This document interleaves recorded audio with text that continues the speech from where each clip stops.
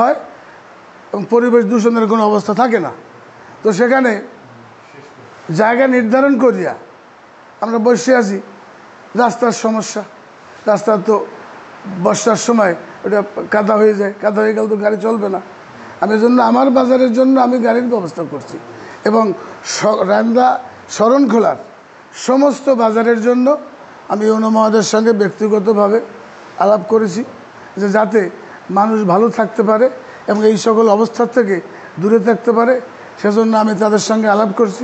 YONO সাহেবও খুব ভালো মানুষ, এ ব্যাপারে উনিও আগ্রহ আছে আমাদেরকে ভালো রাখার জন্য, যে সকল পদ্ধতি গ্রহণ করলে ভালো হবে সে ব্যাপারে উনি কন্টিনিউ আমার সঙ্গে দেখা হলো, জিজ্ঞাসা করেন যে আপনার এই অবস্থা কেমন, ও অবস্থা কেমন জিজ্ঞাসা করেন। তা আসলে এইটা যে ক্ষতিকারক এটার উপলব্ধি, কারণ আমি দীর্ঘদিন ফরেস্টেও ব্যবসা করছি। তো সে কারণে আমি অনেক সময় কাদের ভাই আমার মুরব্বী মানুষ, সে আমরা একসঙ্গে ফখরুল ছিল অনেক সময় গেছি। তো গিয়া দেখছি যে রান্দার বাজারের না আরও উপরের যে ময়লা সেইটা আমরা সুন্দরবনের চরের মধ্যে দেখছি। যখন হাঁটতে গেছি যে বালুচরে একটু হাঁটতে দেখি, তখন দেখছি কিন্তু এরকম রান্দার ময়লা ওখানে পাওয়া যায়। অনেক অনেক জিনিস দেখছি যেগুলো ওখানে পাওয়া যায়। তা আসলেই ভদ্রলোক যে এই যে রূপান্তরের ওনারা যে কথাগুলি বলছেন, আমাদেরকে যে ইনস্ট্রাকশন এবং উপলব্ধি তৈরি হওয়ার জন্য যে কথাগুলি বলছেন, আসলে এগুলি বাস্তব, এর বাস্তবতা আছে। না হলে ওনাদের খেয়ে আমাদের জন্য দৌড়াবেন কেন?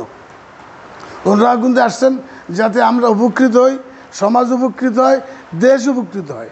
এজন্য ওনাদের যে এই সদিচ্ছা, এর প্রতি আমি শ্রদ্ধা জানাই এবং সঙ্গে সঙ্গে এই সকল বর্জনের জন্য আপনাদের যে এনজিওর যে কর্মসূচি বা প্রকল্প আছে, এর একটা প্রকল্প তৈরি করে যাতে এই সকল কাজে স্থানীয়ভাবে আপনারা এই শরণখোলার একটু সাহায্য সহযোগিতা করে আমাদেরকে উপকৃত করবেন এবং আপনাদের মধ্যে যাতে এই সদিচ্ছা তৈরি হয়, এজন্য আমি অনুরোধ রাখছি। এবং রমজান মাস, সবাই কর্মব্যস্ত, এজন্য আমি আমার বক্তব্য সংক্ষিপ্ত করছি। কথার ভুল ত্রুটির জন্য ক্ষমা চাইছি। সবাই ভালো থাকবেন, সুস্থ থাকবেন। আল্লাহ হাফেজ।